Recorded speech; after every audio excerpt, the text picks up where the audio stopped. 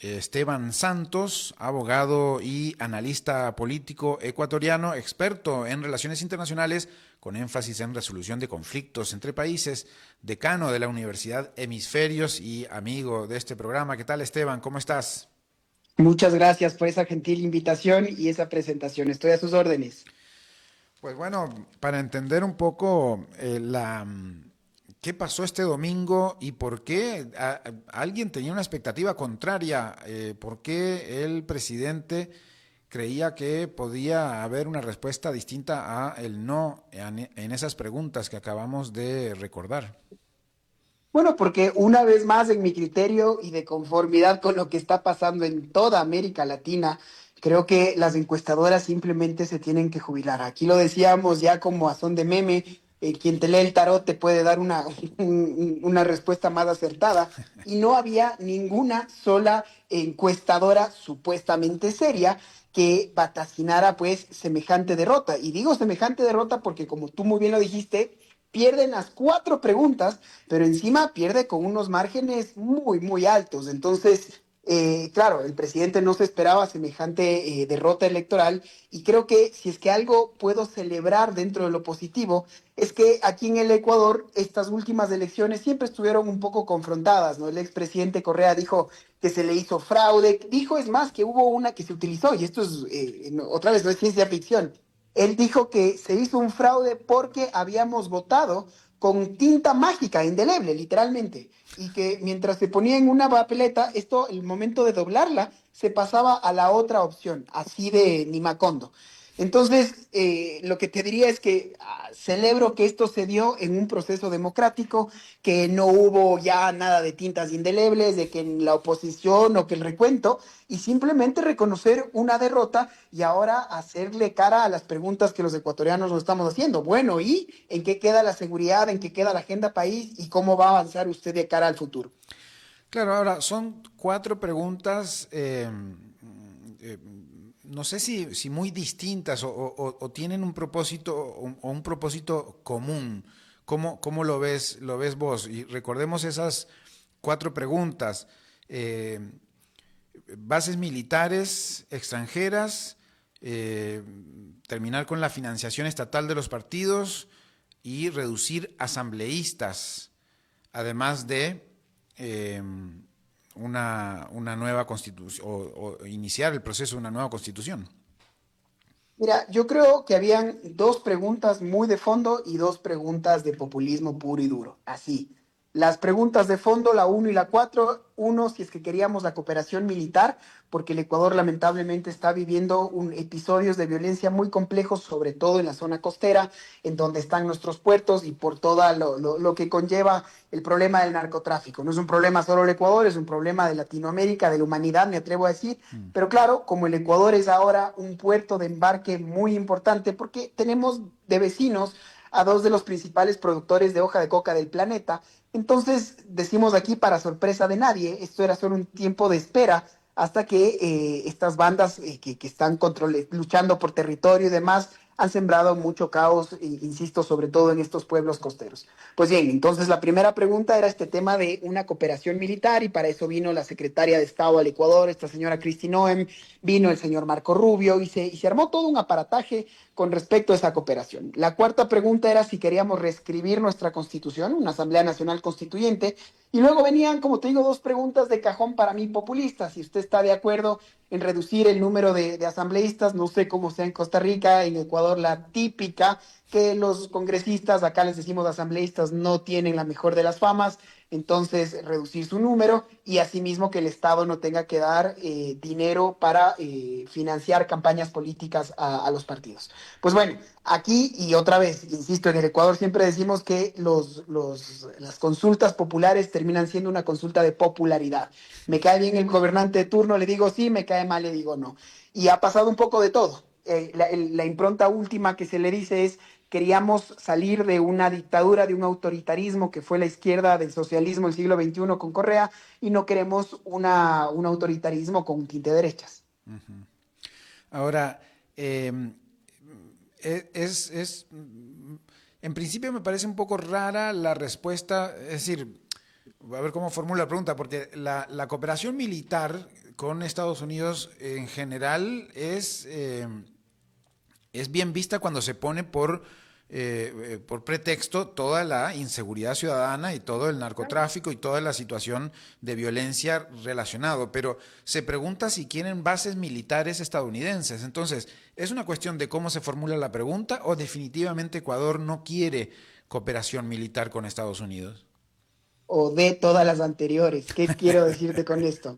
Mira, el Ecuador tuvo ya una base militar, esto en la Segunda Guerra Mundial, en las Islas Encantadas, en Galápagos.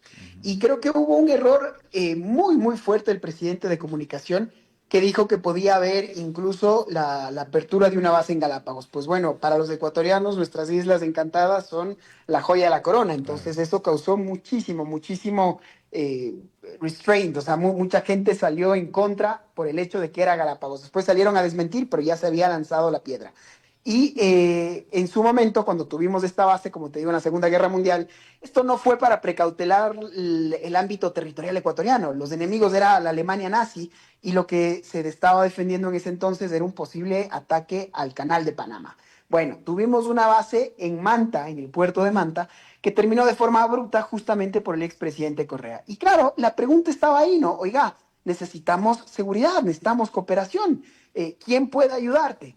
Y se puso un debate, en mi criterio, un poco estéril, de que esto era una cesión de soberanía. Entonces, en la universidad hicimos un estudio y nos dimos cuenta que, a ver, en el concierto internacional, Naciones Unidas son 193 países. Y nos dice, si sabes tú, ¿cuántas bases militares existen actualmente en el concierto internacional? La respuesta es que más de 1.245. Entonces, oiga, que el mundo son un solo secesionista y entreguista, o se entendió que hay países que pueden cooperar cuando hay intereses en conjunto, ¿no? Y esto no es un tema ni de africanos ni de latinoamericanos tercermundistas, porque Alemania, Francia, Australia, en fin, países del primer mundo las tienen. Pero bueno, se ha cerrado este debate y ahora la pregunta está en este último tema de fondo que en Centroamérica también se ha dado con algunos países, pero aquí en Sudamérica, en Colombia pasó, en Perú pasó y en Ecuador se lo tiene. El Estatuto de la Fuerza, el Statute of Force, que es básicamente por sus siglas en inglés del SOFA, que en resumen son acuerdos de cooperación militar en donde no van a haber el establecimiento propio de una base, pero sí de cooperación directa con las fuerzas norteamericanas. Y lo que hace el Estado es reconocerles a estos militares, les da un estatus como diplomáticos de inmunidades y privilegios. Entonces un poco se está trabajando ahora en este sentido y vamos a ver si es que esto llega a calarnos. Bien, pues sí, evidentemente, pues no se da la pregunta para la cual se espera una respuesta positiva, ¿verdad? Porque se da una pregunta que está formulada de una forma que evidentemente pues la ciudadanía no lo quiso. No sé si lo habría contestado distinto en otra formulación, pero ahí estaba una de las preguntas fuertes, decías, la de la cooperación militar con Estados Unidos, la otra es la Asamblea Nacional Constituyente. Pero antes de hablar de la cuarta, hablemos de esas dos que decís que son populistas, reducir el número de asambleístas y no financiar campañas políticas con dinero público. Ecuador tiene ¿cuántos asambleístas en este momento? Verás, pasábamos se hablaba de a ver si es que queríamos un congreso bicameral, hablar de una suerte de senado, pero sobre todo como el Ecuador está rodeando los 20 millones de habitantes, lo que se decía es que más bien por el código de la democracia aquí en el Ecuador, que como la población ha crecido, se necesitan más asambleístas. Entonces el discurso del presidente fue decir los asambleístas no hacen nada, un poco ir a ese, Ujú. evocar, como te digo, ese populismo de son sueldos mal gastados y que eso se podría ir en educación, salud y demás. Entonces, lo que se proponía y no se dijo exactamente a cuántos. La pregunta solo decía si quiere reducir. Y lo mismo pasó con la Asamblea Nacional Constituyente. No se sabía qué era lo que se quería modificar, porque el Claro. presidente dijo, primero dígame en sí y después les digo de Le qué se vemos trata. cómo. Entonces, claro, entonces esta estrategia también fue un, oiga, no le puedo dar un cheque en blanco. No, Usted dígame qué es lo que quiere cambiar, porque otra vez, no queremos de un autoritarismo de izquierdas pasar a uno del otro esfera. Entonces creo que hay muchas lecciones que tiene que decantar el actual presidente. Él se fue, está en este momento en los Estados Unidos. A ver, está en agenda oficial, no está en Washington, se fue a Nueva York, fue con una comitiva, pero dijo que su agenda finalmente reservada. Entonces, creo que hay que hacer un baño de verdad, ¿no? Decir primero si es que se fue o no fue a este damage control, a mostrarse nuevamente amigo de la administración norteamericana, o si solo se fue a decantar un poco estos resultados unos días fuera del país, ¿no? Bueno, cualquiera, todas las anteriores, dirías. Pues bien, hay 151 asambleístas en Ecuador, acá en Costa Rica hay muchos menos, pero bueno, estamos hablando de un país más chico. Eh, y no hay no hay dos cámaras como en muchos otros países también de la región, ¿verdad? Y ahora, el financiamiento de las campañas políticas es un monto importante, ahora, de alguna manera es un poco financiamiento de la democracia también, ¿verdad? Claro, y mira, aquí se dio un tema muy interesante, que gran parte de la denominada generación Z le empezó a preguntar todo a ChatGPT, si es que debería o no debería votar sí o debería votar no. Y se volvieron un poco famosos unos tiktokeros de estos influencers que le hacían en vivo estas preguntas y ChatGPT les respondía que no, y no de manera objetiva, según la inteligencia artificial, porque un poco lo que decía, si usted quita este financiamiento público, pues ¿quién puede hacer política? ¿El que sea un multimillonario o el que esté financiado con aportes que muchas veces pueden ser oscuros?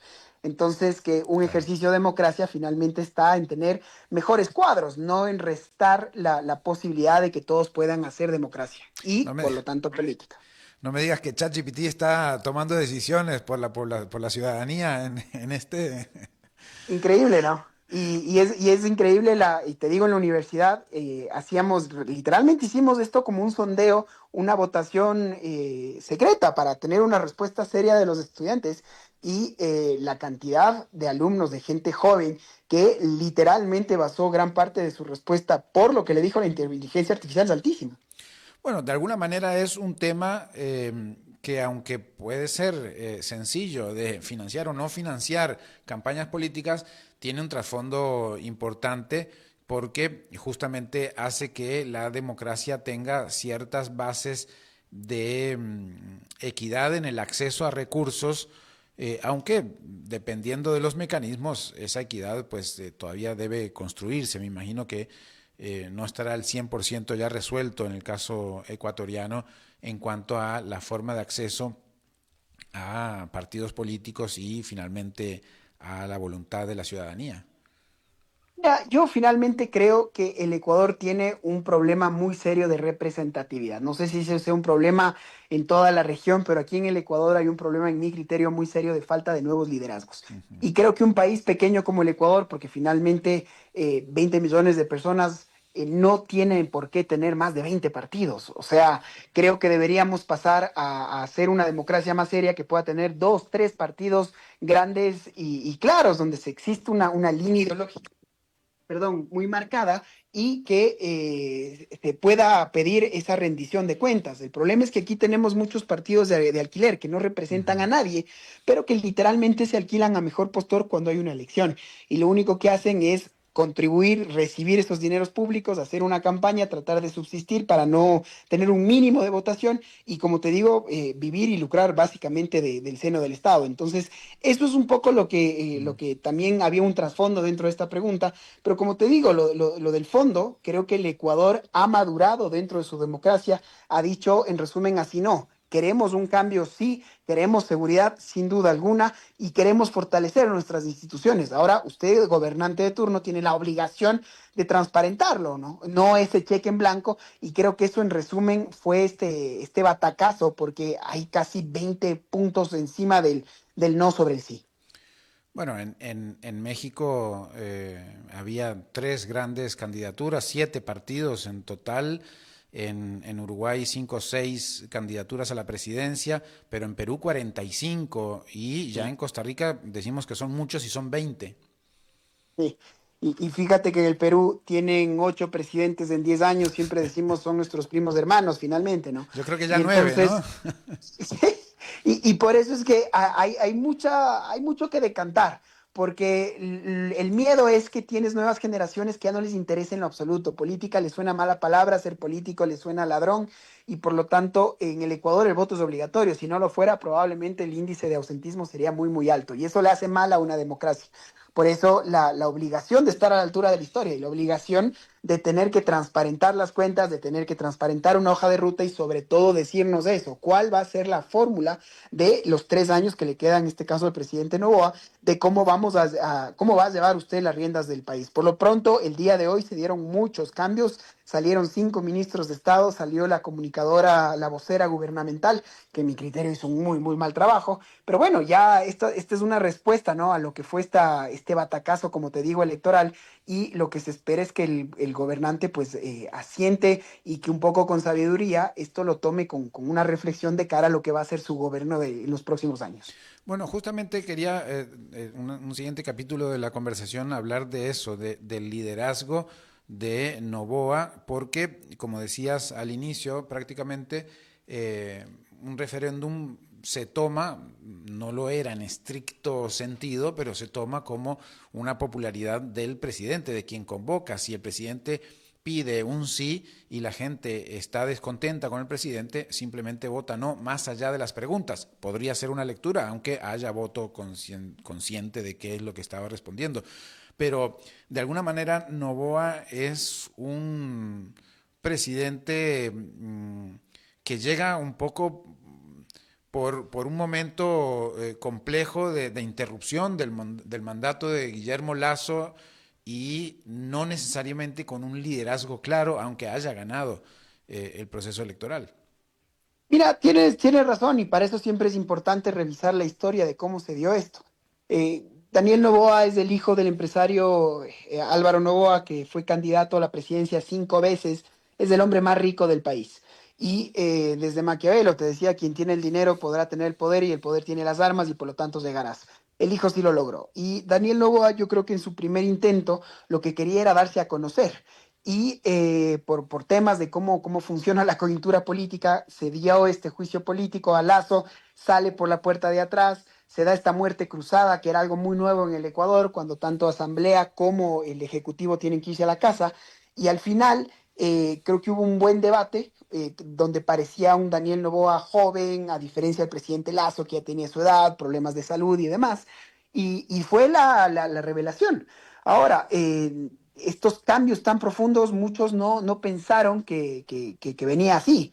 Y el tema es que Daniel Noboa inicialmente se identificaba como una persona de izquierda, que es más, dijo que seguía un poco al presidente Lula en Brasil, y al final claramente, evidentemente, es un gobierno de corte mucho más de derecha. Al final, mira, a mí me interesa que exista un poco de historia colectiva, que no volvamos a la sobreideologización, por ejemplo, en las relaciones internacionales, que nos podamos abrir al mercado, que tengamos acuerdos comerciales y que volvamos a ser un país seguro. Creo que en eso Costa Rica nos ha dado unas muy buenas elecciones. Firmamos un acuerdo comercial con su país, y creo que somos complementarios, y por eso es para mí la salida al desarrollo, con trabajo, con cooperación y con amistad. Y para esto los ecuatorianos tenemos que hacer los deberes. Eso es presentar las garantías, el cuadro legal, y que el Ecuador no sea noticia por los temas malos, sino por el hermoso país que somos. Por supuesto. Pero la última, Esteban, Por estamos favor. hablando con Esteban Santos, abogado, analista político ecuatoriano. Eh, la gente empieza a hablar, si vos nos dijiste al inicio, esto es un rechazo al propio Daniel Noboa, la gente empieza a hablar entonces, si no será el momento para que el propio Noboa convoque una consulta sobre si él mismo debe seguir o eso no está en el debate. Eso no está en el debate, efectivamente, porque los ecuatorianos hemos pasado una época de mucha inestabilidad política, y nadie está hablando propiamente de la salida del gobierno. Lo que sí se está pidiendo es que rectifique, que se entienda que un proceso democrático tiene que tener estos pesos, los contrapesos, y que se espera abiertamente que un gobierno tenga unas riendas muy claras, que la cooperación se puede dar, pero que no se quiere un entreguismo, se dijo. Pero sobre todo, creo yo, lo que se espera es un gobierno democrático y no que no se gobierne a través de una imposición. Creo que eso a breves rasgos es para mí lo que ha marcado esta hoja de ruta. Y lo que espero es que se espera a todos, ¿no? Pues que el gobierno tome los correctivos y para eso estamos todos atentos de ver ese regreso de Nueva York, a ver cuáles son las energías y cuáles van a ser estas nuevas determinaciones. Muy bien, muchas gracias, Esteban. Por favor, qué gusto, un placer. Igualmente, un gusto escuchar análisis sobre los hechos que van pasando y Esteban Santos nos ayuda siempre a entender con su conocimiento. Bueno, él es abogado y analista político ecuatoriano, experto en relaciones internacionales, decano de la Universidad Hemisferios en Ecuador. Así que muchísimas gracias a Esteban. Y pues nosotros terminamos. Gracias amigos por una tarde más que compartimos. A sus órdenes siempre, a las 5 siempre. Y pues con la producción de Mauricio Sandoval desde Bogotá, los controles de David Guerrero en CRC 891 Radio. Me despido y nos vemos en 23 horas.